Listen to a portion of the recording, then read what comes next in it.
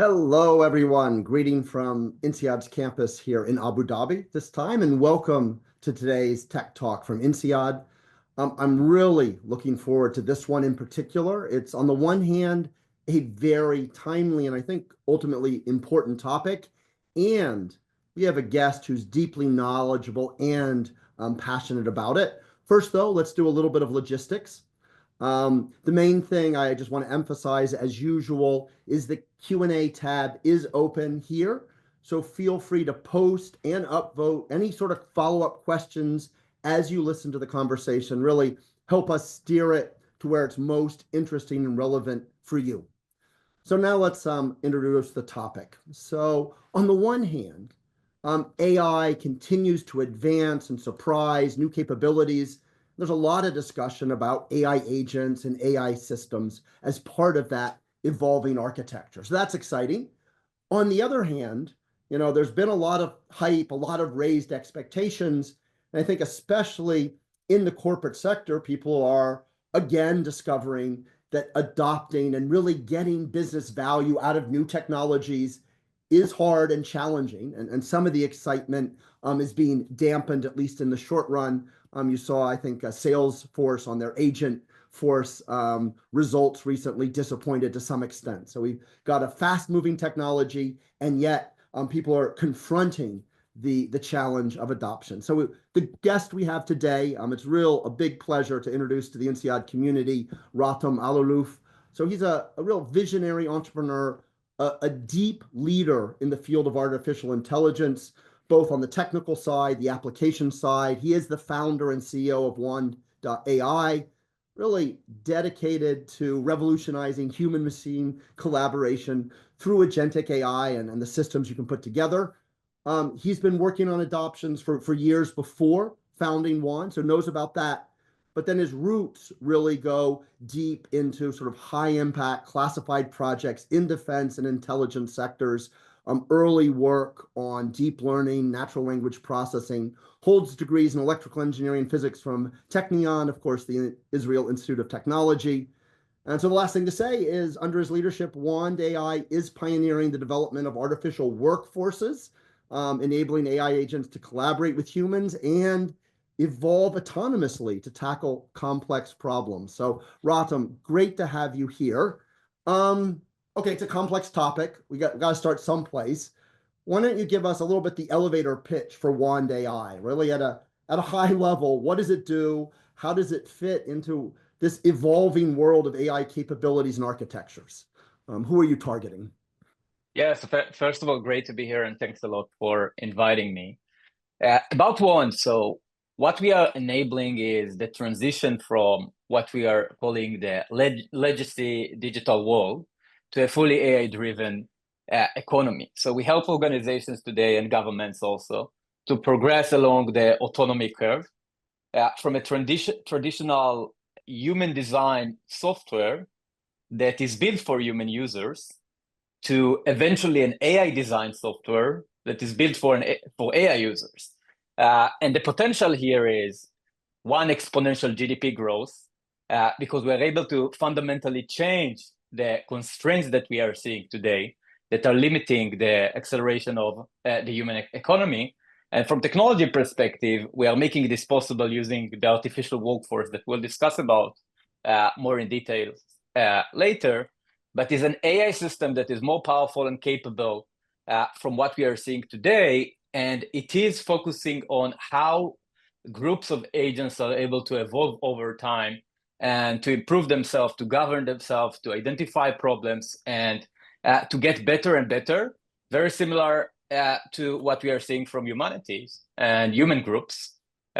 So yeah, that's in a nutshell about One. So we're going to dig into those elements systematically, unpack them, try and understand them. And again, what really caught my attention about what you're doing is the combination of thinking deeply about the systems and the architecture while always keeping an eye on, well, what's the job to be done in the economy? So I love that part. Maybe just so people know where you're coming at this topic, can you just tell us a little bit about yourself, your background, how you came to be able to found One.ai? Yeah, so I think started with natural language processing before it was hyped, and started actually the transition from time series analysis from large LSTMs to the world of transformers at the beginning, and got opportunity to start working with transformers very, very early on in 2017, build very large models in large scale operations. We saw a lot of problems back then, also a lot of value already. And we are seeing some of the problems today also. But some of the problems are starting to get sorted out. Besides Wand, also in the advisory board of several global companies, and also teaching in several institutions. So, Great. yeah. All right, we'll see about getting you at INSEAD at some point for sure.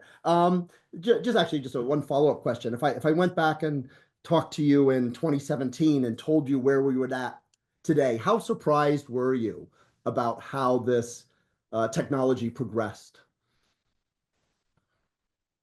So I think that we are seeing a very fast moving part in the technology, but I would say not completely surprised.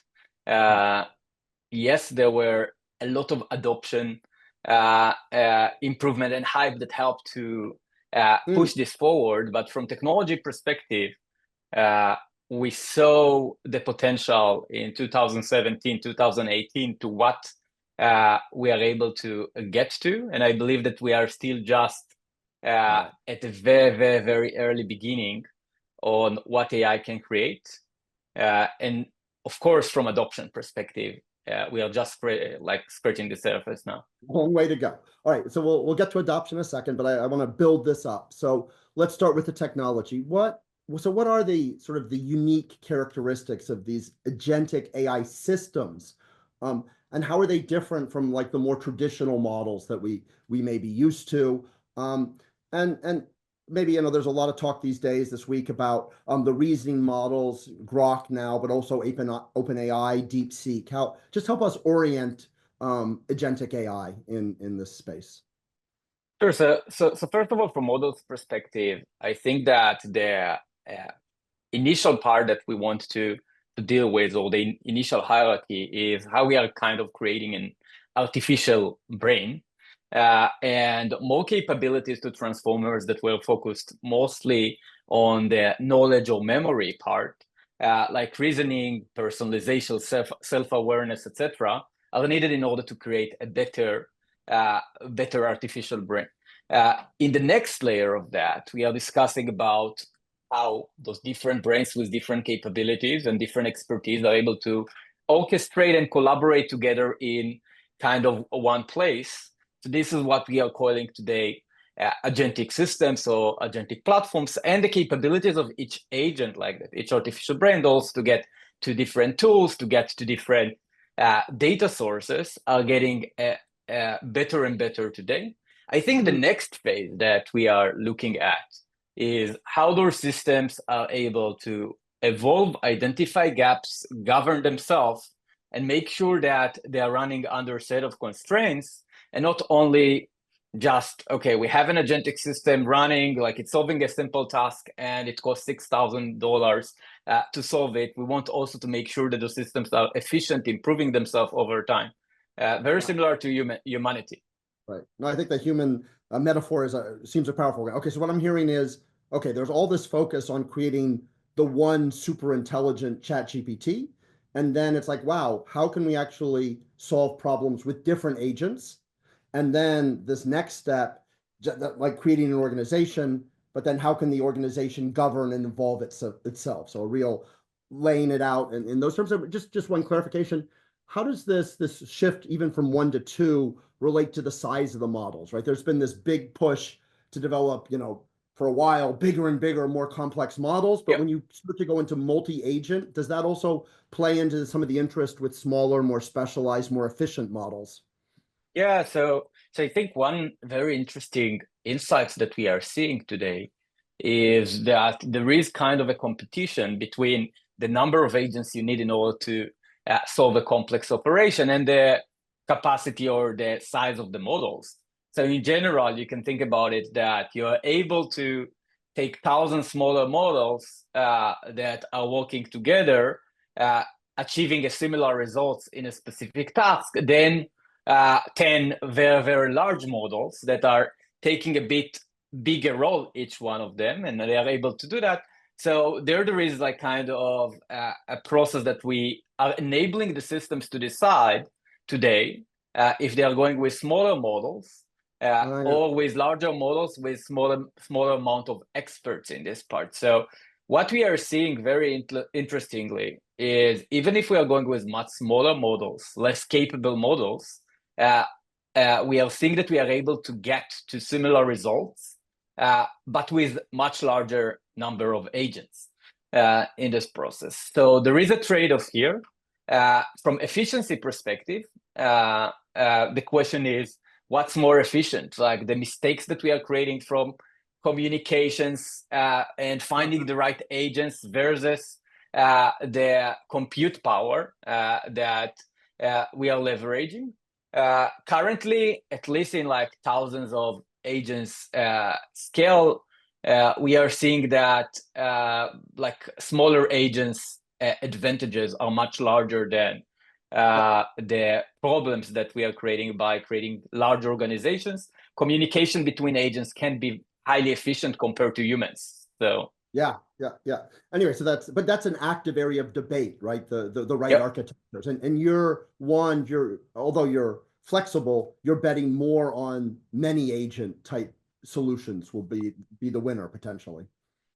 I think that many agents are many agents is like something that we are very strong about, but there is a question of how many agents, and in that case, we want to give the artificial workforce to choose when he identify a new gap, if he's going to create 5 agents that are a lot more capable, a lot less capable by themselves, or one bigger agent that is more capable and taking a bigger responsibility, and they should choose if to go in that way or that way based on the constraints that they're running. It can be compute, it can be speed, it can be whatever we are defining that are the most important things for those agents to run.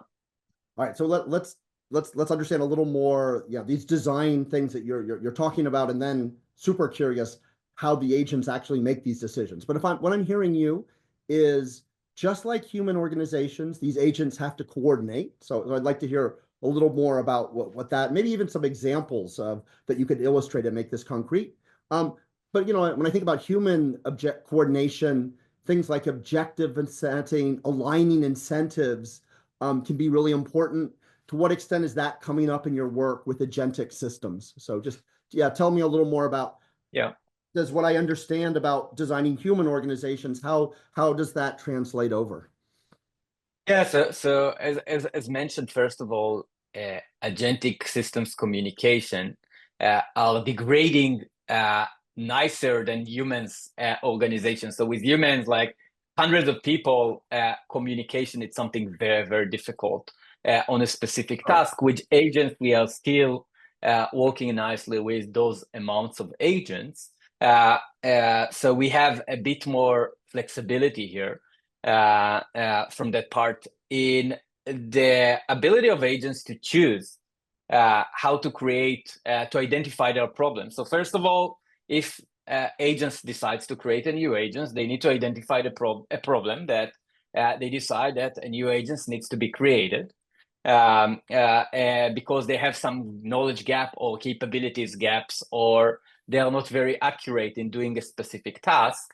Very similar to humans, right? Like, let's assume that you're going to an organization, they have 5 people today, and they said, okay, we need a lawyer. Why? Because we are getting a lot of legal documents and we are signing them, but we are not sure that is done very efficiently. Plus, it takes us a long time to do research on what is working, what is not, because we don't have the knowledge Clearly, to do that.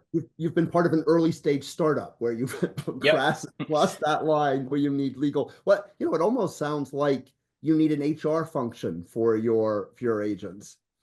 An HR function, I would say, from what we are seeing with agentic systems, is one of the more or artificial workforces that agentic systems that can evolve is one of the most fundamental functions that helps to push the organization of agents forward in its capabilities.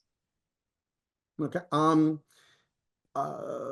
so just in terms of like, so when they're like hiring people, when they're deciding to make new agents and restructure the work, what do you have to tell them about your objectives, right? So that how you're giving them a lot of autonomy, or essentially sounds like empowerment. And usually we know empowerment works better when there's alignment. How does that play out? And what kind of metrics do you need to give? So in general, our goal is to give a very high level objective and not a very granular one.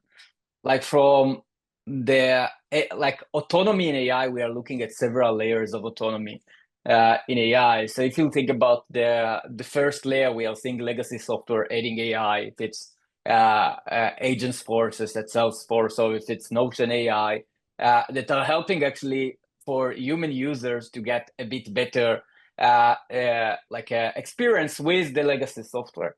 The second phase that we are looking at autonomy, you can think about it as a centralization of all legacy software to one system of collaborating between humans and AI. The next layers after that. I'm going to slow you down. So what does that exactly involve? Or give a little bit, what kind of, when you, tell me more what that second phase is. So this is like kind of collaboration between a self-evolving agentic system and the human workforce. So how we are able to bring both together in one interface and getting less dependent on legacy software. So the agents are able to go and bring all the information from all different places. So we are breaking data silos, and we are breaking also the need to do context switching and go to different application, like learning how to use them, etc.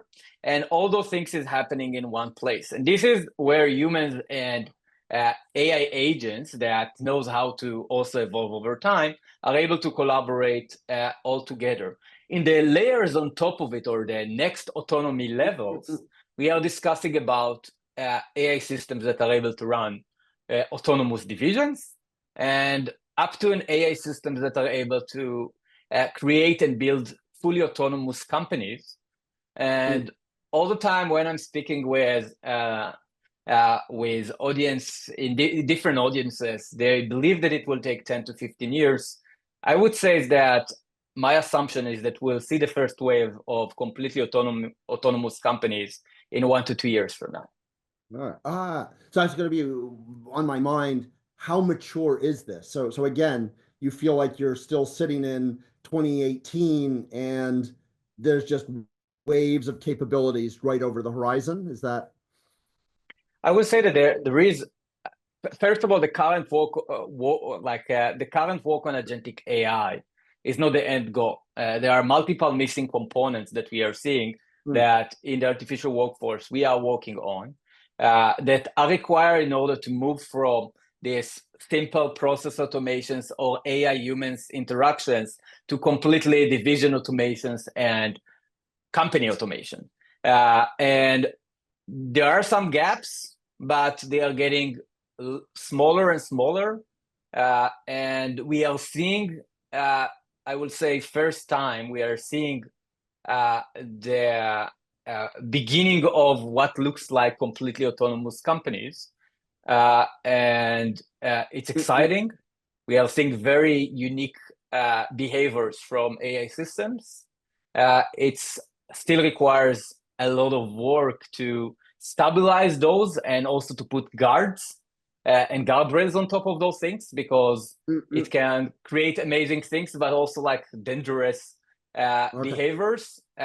I would say that in the last 3 months from our work is the first time that I saw completely different behavior of AI systems than what I used to see in the last 12 to 13 years.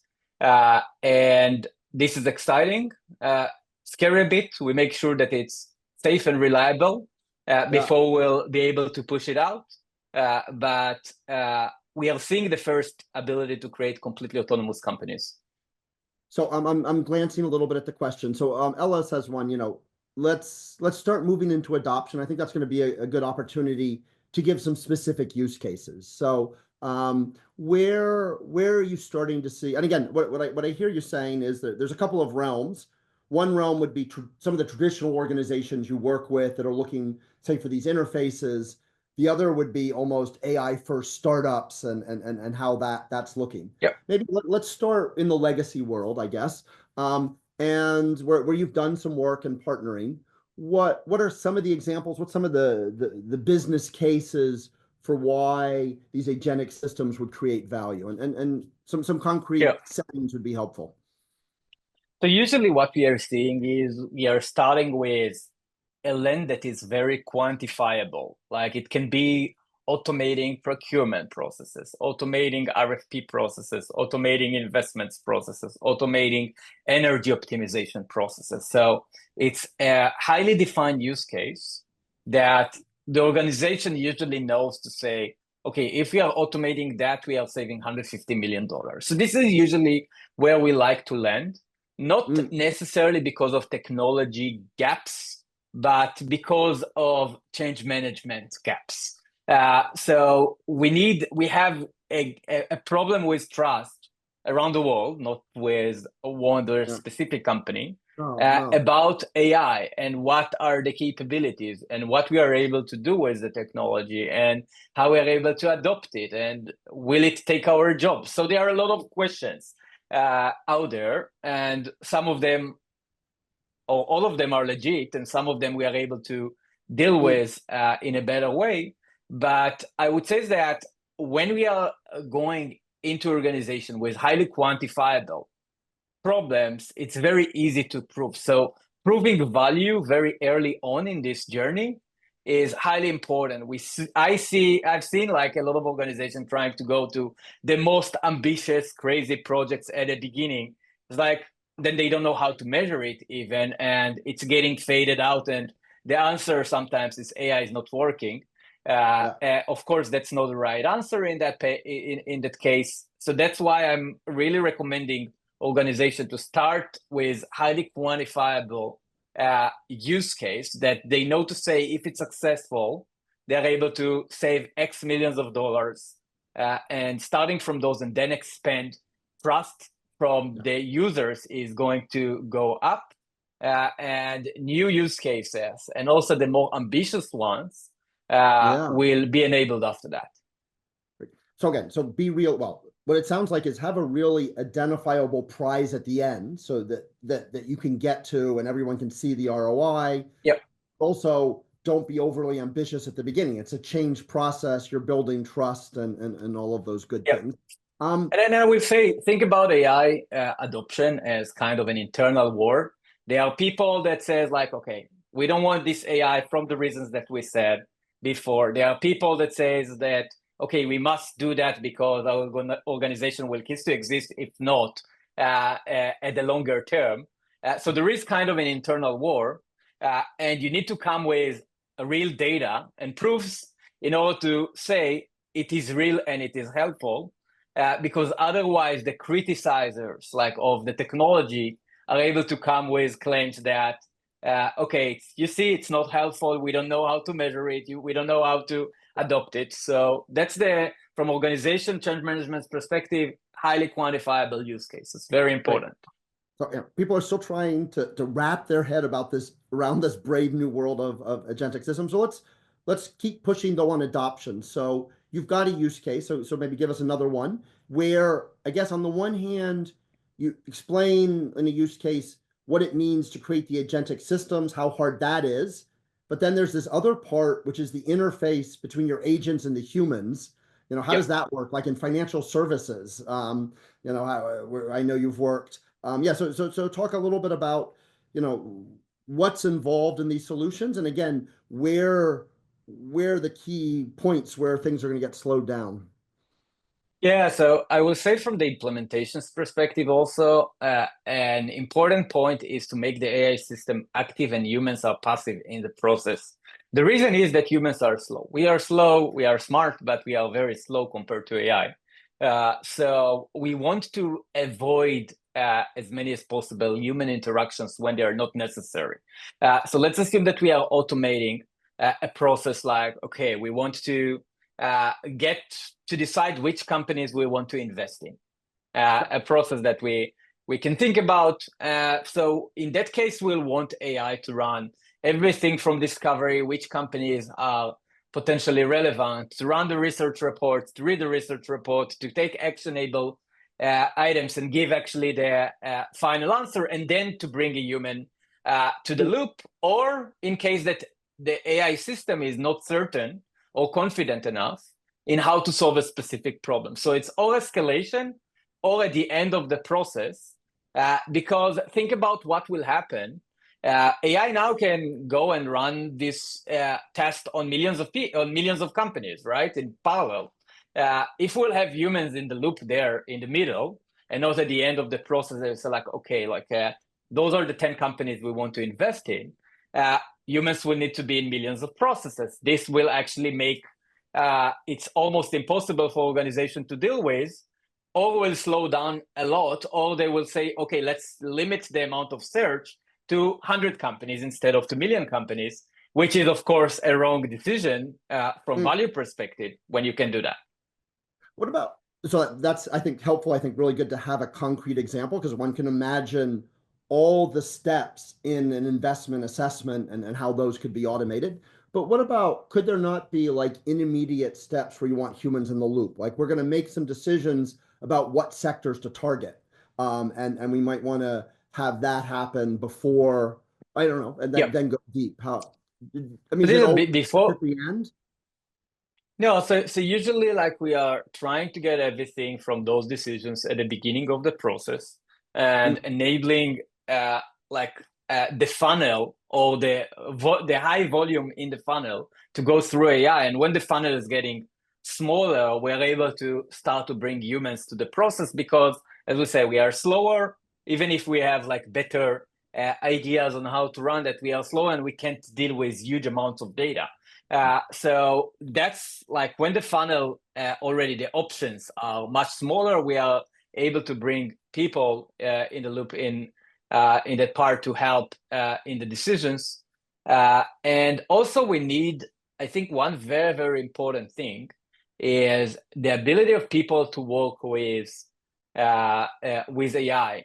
As we said, one is the slowness, and second thing is also we need to see that we are not disturbing the AI system to do their job.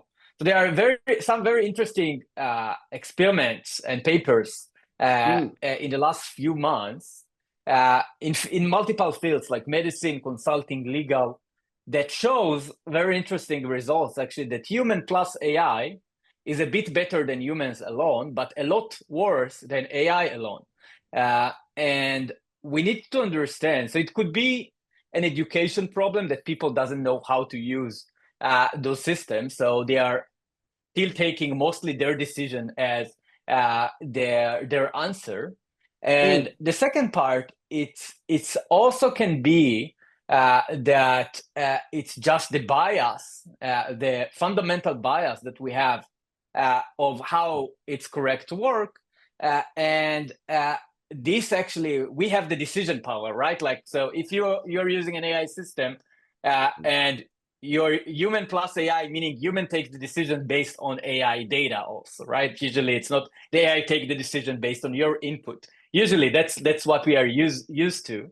And if you have your bias on what's the right things to do that, and you don't trust the AI system, you'll usually go with your gut feeling on what's the right answer here, and not with the AI analysis. Yeah. And we are seeing actually this human plus AI problem in multiple fields. I think education is the first, how to use the systems. And second, also we need to see in some processes that AI alone is better than human plus AI. We need to ask ourselves what we are going to do with that. So it's interesting. So no, I've certainly seen that research. What I find interesting what you're reporting is when you see that research, it very much resonates with what you've been seeing in your applications as well, right? That's what again, a huge issue there. I mean, it's partly education, but I think it's also trust in the systems. Yep. And again, there are issues, everyone experiences occasional hallucinations. So there's things people can point to that undermine trust. So maybe, I don't know, talk a little bit about what you do to create trustworthy systems, but then also what you do to actually communicate the trust as you work with real organizations. Yeah, so I think that there are in general two solutions when we are working human plus AI. One is really like make it accessible to have the transparency to understand where the source coming from and all this information, why this specific piece of information can't be hallucinated and it's coming from a real source that was written by humans or from a credible source. So we need to enable actually to make it accessible for the users to see to do their own research on what's real, what's not in that case, plus, of course, to reduce the hallucination part. But that's not necessarily helpful if there are trust issues, because it's like, okay, like we heard that AI can hallucinate, so we want to make sure that it's correct. So we need to enable all this information to the users when he's taking the decision. So that's first. Second, we need to educate people on what AI can do well and not, because sometimes they are taking pieces of information that AI, of course, is doing very well. He's brought information from hundred of medicine books and like correlate them and took the decision in very, very high confidence. That's the right decision. This is actually something, probably a process that AI can do very well, better than humans, because he has the capability to go and search in a lot more sources in a very, very quick time. So it's the education, where the pitfalls of AI potentially are, and where not. And the last thing, again, I think very importantly, we need to decide where are the places that AI can statistically, we're seeing that it is going better than humans, and to try to automate them or take the human out of the decision loop, not necessarily out of the whole loop, but out of the decision loop of the process. And I think that human and AI, think about autonomous cars for a second. So if there are only autonomous cars in the road, probably the technology is already mature in the last 5-10 years. Because we have humans in the road, so this actually make it a bit difficult to create it. So we are behaving differently in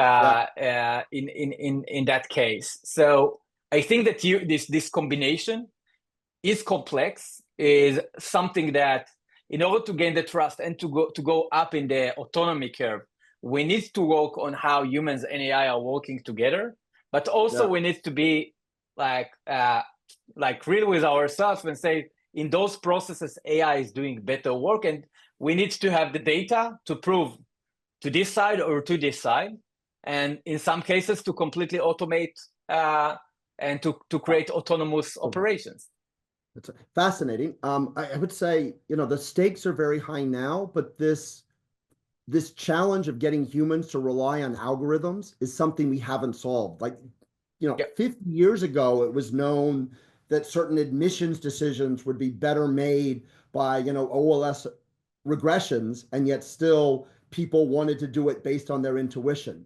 So we as humanity, we definitely have work to do to build the trust in these even more powerful algorithms. So I'll watch that space. But I think it's going to be a long and challenging battle. And clearly the autonomous car is a warning sign, because they probably are safer, and yet adoption's been slow. So it's going to be an interesting I would say that now in AI, maybe the first time in history, the gaps between using those and trusting actually those systems, those AI humans, more than our version, is going to make so big gap from productivity and efficiency perspective that although this transformation is going to happen in stages and milestones, and not everything going binary from zero automation to completely full automation, companies that will successfully navigate this curve will be able to get and to gain a significant competitive edge and they will outpace and will stay relevant for another 5, 10, 15 years compared to others that could just stop existing because of not embracing this change. The gaps in productivity compared to other revolutions we saw, it can be like the cloud still compared to AI, the value and the gains are marginal compared to what we are seeing with automations that can run 1000x better and more efficient than us. So I think that there is not a huge choice for organization to embrace, to do it smartly, to do it aggressively but smartly, also to start with quantifiable things, and the others, I really believe that they are risking their companies currently. Great. You've sparked a number of great questions, so I'm going to pick up on a few of those, just try and weave them into the conversation. So again, this issue of measuring productivity, right? So this is so how do you go about measuring the incremental productivity of AI agents, I guess, in different use cases? That's the main question. But then, how do you, again, on this trustworthy side, do you worry about some of the outliers, the exceptions that the mistakes in some ways that the AI might make? So, but anyway, talk a little bit about the basic measurement, that 150 million figure, how you go about that, but also how you worry about downside risk. Usually there are several layers, right, in value creation. There is like cost reduction, there is revenue generation, innovation generation, that open other things from that. But if you'll take like cost reduction, which is very easy to measure usually. So let's assume that you have 6,000 people working on a specific problem, and now you have 5 people, and you have your whatever the problem is, like let's say customer support. You have your satisfaction score from customers, and you're able to very easily measure the new satisfaction scores. You have millions of like customers a day that are sending messages. So in a highly statistically significant way, you're able to measure if you are better, you are worse in the metrics that you care for, and how many people you have now, and how much money you are paying for this operation. This is like very easy, like the cost reduction usually is an easy part if the solution is quantifiable. Again, if the solution or the problem you're trying to solve is highly quantifiable. So in this case, like we're solving for customer satisfaction. So you can do the business case, you can test it, you can see, okay, customer satisfaction didn't go down, and we realize the savings. Exactly. Kind of logic. Yeah. There's like one option. The second one, the other layers are always a bit more tricky. But for example, revenue generation. So let's assume that I replaced your whole sales team now in an AI sales team, but your time to sell, so the process actually takes you 9 months. Let's assume that you're like a large company selling to the government, or even 3 years. So it's very difficult to measure how better you got like very quickly. So the revenue generation in some companies, I don't know, ads companies, maybe it's very clear, very immediate. In some companies it's a more long-term questions, and usually we'll run both systems side by side, and we'll take the measurements like in a longer term period. And the other parts, like in a lot of, if you're going even higher in the autonomy level, think about that we are going to automate a legal firm, or to create a completely autonomous legal firm, or in an investment firm. You're able to, and let's assume this investment firm is investing in the public market, so you're able to see the gains, right? So it's very easy to measure, and you're able to compare yourself to other hedge funds. You're able to compare yourself from revenue and customer acquisitions to other law firms. So we need to put measurements in some cases, especially in the human plus AI collaboration part. So for example, you're using AI for your day-to-day use. It's a bit more tricky to understand sometimes. That's why, again, we are always recommending organization, highly quantifiable, one high volume problem that you'll see tens of millions of dollars reduction in cost, plus potential other more like vague metrics from. So for example, one metric can be the time that it takes you to finalize a specific process. Let's assume that you're automating an RFP, and it took you like 2 weeks to do that, and now it takes you half a second. Okay, great. Like what it was something, but we don't know how to measure it. Like the easiest one to measure, it's always cost reduction, and then the higher layers of benefits are a bit more difficult. But it also speaks to, I think one of the challenges, so the chat GPT thing was so easy for people to access that they really anchored their thinking about generative AI as one human plus AI.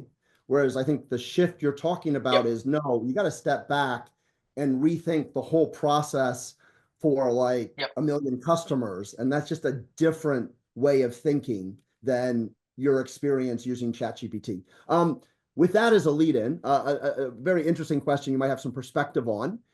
It's a fundamental one, is how do you think about the value of using sort of generic off the shelf LLMs like, you know, a ChatGPT or a GPT versus more custom built agents? So again, that's part of what you're about. And I think that comes up in a lot of conversations I find inside companies. What's your experience and insights on that?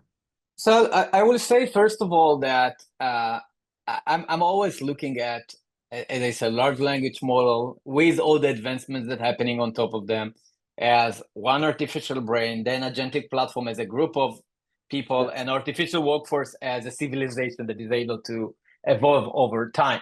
But still, of course, there is a legit question. If we are going much larger capacity models, they're able to do different things properly compared to multiple different agents that, let's assume, that have smaller capacity each, or number of parameters that are more specialized in this process. So besides the fact that we are still seeing better results in the multi-agents approach today, from consistency, from accuracy, from a lot of those metrics that are highly important, of course, there are several other aspects that are very important for humanity in multi-agent systems. First of all, let's assume that we have like a one AGI, huge, like 100 trillion parameter system that just take the decision by itself, and you don't have any idea how they are communicating, like it's communicating actually internally, kind of. Huge black box, one huge black box. Now, so there are like a lot of risks here. From, let's assume that it's getting out of control, how you are stopping a system like that. You don't really know what's going on there. Compared to a system of multi-agent system that you're enforcing them to interact with human language. And if they're stopped to do that, you can stop the, shut the computer down. So this is something that is much easier to control. Another problem there is, when you are taking one large system, of course, also you will want to improve it over time. And one thing that we still don't know how to do properly is, especially with transformers, but also like the newcomers, like architectures that we are seeing, is how to retrain a system like that without hurting the results or changing the results of what it was trained before on. So let's assume that this system knows math and chemistry and physics and law in the best way. Now you want to add to it accounting. You don't know how it's influenced what happened before with all the others. Also similar to humans, right? Like we have like a capacity of neurons. If like an electrical engineer or computer scientist will go to study medicine for like 7 years, probably he will forget some of the information that he knew before. The same with those types of systems. So multi-agent systems that you're able to kind of fix the agents to be expert in specific things are more robust over time with improvements. Again, also just to help say, you know, for people to visualize what's happening. So like, let's use that. When you're thinking about optimizing your organization, you know, the AI might identify, oh, we need a pricing expert, right? And so you can train a pricing expert, and then you add it to the workforce. Can you see if the pricing expert is helping or not? So like the question is how we are seeing if the pricing expert is helping? Is that how it works? That you, I mean, you have more it's more, you're describing an architecture that's more modular and more transparent. Yeah. And how do you leverage Yeah. that in basically your HR function to optimize your organization? Yeah, so first of all, of course, here we need to identify a potential gap. We need to see that former agents group weren't able to perform a specific task in a satisfactory way to the other agents. So the agents are checking themselves and checking if it was satisfactory enough in the way that they perform those questions. If not, they said, okay, what about if we'll add this new agent, let's assume, and because they had some instances that they try to execute it without this agent. Otherwise, how they know that they are not satisfied from the results that they got to? They are able to evaluate on the same question, even before they are going to new questions, how this new group of agents are executing. And there are some interesting methods that we've developed, and also the industry is developing, about how to run those meta evaluations processes in highly efficient way, and to know if this new group of agents are better from the last group of agents in performing the task that it was intended to do, like that we've created this new agent for, but also other tasks. We want also to check that the whole system is not degrading because we've added new agents that maybe will be called to other processes that has been done well, that we didn't think that it needs to be in this process. So we have ways and methods to measure the parts that we've created the agents for, the tasks that we've created the agents for, but also methods to understand that the whole system operation on the core task that is solved is not degrading when we are adding a new agents to the group. I will say, by the way, our evaluation in AI systems now is much better than our ability to evaluate in people. So today, when we are adding like two new people to the organization, it's also not very clear how we know that the organization is improved significantly, and that this person won't get called to something that he doesn't know and will take a decision that is completely wrong. So I will say we are in a better situation than in the human workforce. We still have a lot of work to make it more robust. Yeah. I'm curious. So many people are in the INSEAD community are involved in professional services. Do you have and you've worked in these? Do you have a sense which of these are going to be transformed in your sense earlier? Like you could, as you've alluded to, we could redo a law firm, we could redo an accounting firm, an investment firm, a consulting firm. Do you have any sort of point of view on which of these professions, which of these domains are going to be more ripe for AI automation with agents? So first of all, of course, like the beginning will be the the knowledge workers, and not like, okay, people in like the physical part in AI. So robots that are doing the same thing. Still, I will say we need a bit more time to get there from automation perspective. So this will take a bit more time to get to human capabilities that are more general purposes.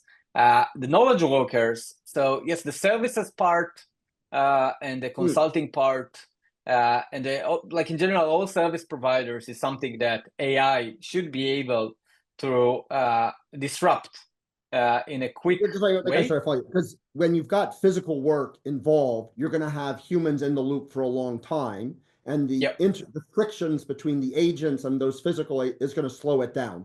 Whereas if it's pure knowledge work, you can more limit the human interface, the human interaction, and really get the value out of the agents. Is what I'm exactly. Hearing. Yeah. Okay. Great. So yes, the service providers, I would say that it's something that could be disrupted faster, and also processes that you have very clear measurement on.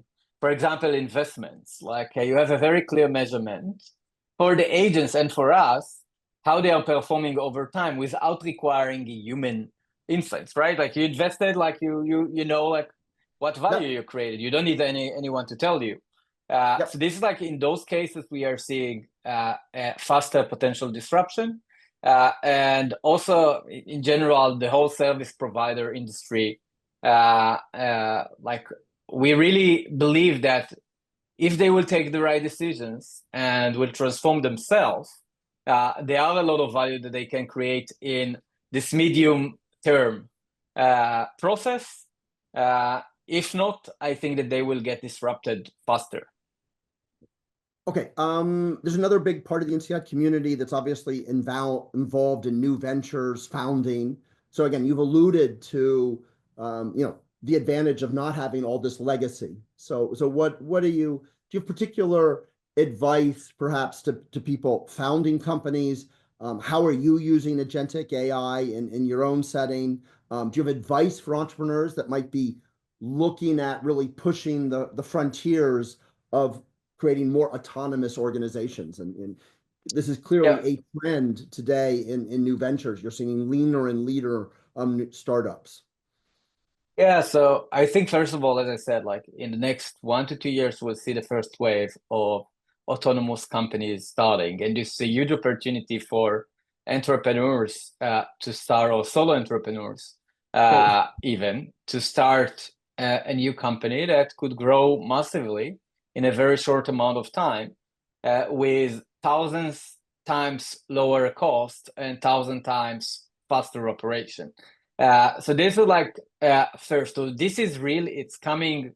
It still will take some time, but it's in the few years time frames. The second thing is to look more at what will be here over the next 1, 2, 3, 4, 5 years, and not necessarily what we are seeing in the market today. So things are changing so fast today. And if we're looking at enterprises, not necessarily that what enterprises will need, or even the enterprises will see consuming services will be the same ones. So maybe it will be maybe a lot of majority of services will come from new operations that are more autonomously, and then a lot of interesting data collections, interesting tools that those agents are able to use and leverage in order to run more tasks. So I will look at the tools for agents also, and not only tools for people. And from organizations, really, like, things are going to change very, very quickly. Change management is slowing it down, but I believe that when we'll see autonomous companies, we'll see a significant acceleration of processes, because companies will understand that they must buy time in order to prepare, and this time is actually by automating a lot of processes internally. Okay, that's another theme that this brings up when you talk about that level of change. What's your perspective, your advice for humans in all of this as this comes? What's some of the key places where, like, sort of, top performers in the economy will have added value? What are some of the opportunities and skills that could be at a premium in the coming years? Yeah. So I think that, like, in general, AI enables us, and also different technologies enables us to move from tactical things to a more strategic thinking. And if you think about it, also in the past, now things that we are looking at tactical, like I don't know, like send an email or something like that. It was difficult, like at the beginning, to do something like that, because you need to use specific, like, you didn't have the protocols to do that. So you need to create the protocols. You need to.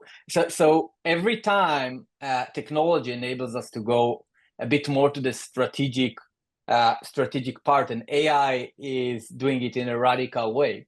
So one thing that is very interesting is how to design systems or organizations that will be highly efficient.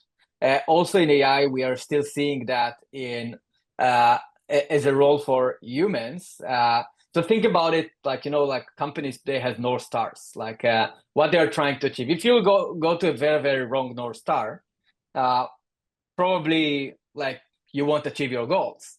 The same with AI. If we will start a new autonomous company and you say, like, all you need to do is to run this and this processes, and those processes are exactly not what you want, probably you won't get the right, like, gains and benefits out of this process. So how to understand how to architect and what's the metrics and constraints that you want to put on a specific system will be relevant. So it's kind of a product architect roles or prompt strategists. So it's more than prompt engineers for like a specific agent. It's more something that, okay, how I'm defining a whole operation constraints to run a process in a highly efficient way that will get the gains that we want. So it's like the inception, the original prompt that's creating the organization. How do you orient it in a way, possibly also helping steer it over time, I guess, as Yep. the market evolves. Totally. Yeah.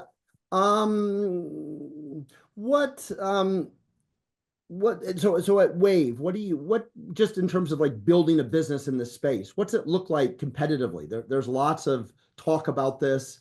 When you think about maybe what creates moats for you, how do you see your business evolving? And Yeah, are you so following the right North Star? yeah, so first of all, it is challenging today because of the like highly fast-paced changes that we are seeing. But in general, the way that we want to look at AI today is as like going through the curve, as I've mentioned, of from human software, human software designed by humans to an AI software designed for AI. So AI software designed by AI and used by AI users. So how we are going through this curve and changing actually the operation over time. And this is something that can create significant value to the economy and fundamentally changing actually the way that we are looking at economy from value perspective. That's your North Star, right? So that's like the key strategic insight that's driving everything. So it's a nice example of that. So anyway, what just maybe some closing thoughts, as I think we're at almost at the top of the hour. So maybe just on a personal level, as you said, you're in an incredibly dynamic space. It's super exciting, but it's changing all the time. Any tips on, how you keep as a leader on top of the space, how you deal with some of the uncertainty you and your teams face, any tips you've picked up, and then also, closing thoughts for the community about getting ready for potentially this brave new world. Yeah, love to hear. Yes, I would say, first of all, there are a lot of uncertainties in AI. We don't really not necessarily all the time we understand every process that is happening. So I would recommend also in that forum, go to a trial and error processes like modes, and you spoke about modes before, are getting shorter and shorter because our speed to develop things getting higher and higher. So it makes sense that it will take, from time perspective, shorter to erode different modes. So work very quickly, like in very high pace. Be passionate about what you're trying to develop. Learn all the time what's happening in the market, because it will help you to take things that are ready and go to the next layer of technology that is needed in order to achieve your goals. But build things and iterate on top of them. I think that something that I saw in the past, and I hope that it's starting to change today, is a lot of thinking getting to a version after 6 months. It's getting less and less relevant in the pace that things are moving. The best way to try to check if an airplane is working is to try to fly it and see if it's going to crash. So that's the best way. Do it internally, do it like in phases of like really days, hours. It's a learning race, and both, I like what you're saying, which is you're learning by your own experiments, and then you're also keeping an eye on the market and trying to learn from others, just to learn and to adopt. Like there are so many great things happening in the market every day. Not necessarily it's the right things. If you have a big vision that can influence and impact billions and change a lot of things in the economy, not necessarily it's right to fight the same fight that everyone else is doing. If you are able to take those and go to the next challenge that is required in order to bring your vision come true, that's something that is highly important, especially in a very high-paced market.